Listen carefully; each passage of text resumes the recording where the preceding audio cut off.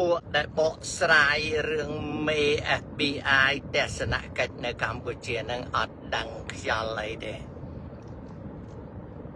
ទស្សនកិច្ចនឹងជាគម្របនៃទស្សនកិច្ច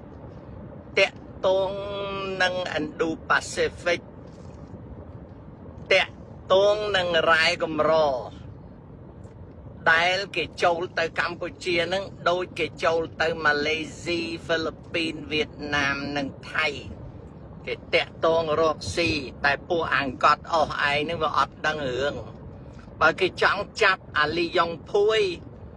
ឬក៏អាកុកអ៊ុយគេចាញ់ដីកា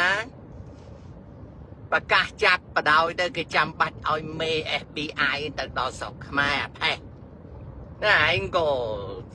ចង់ពង្រីកបញ្ហាឲ្យអត់ស្គាល់របៀបម៉ាណា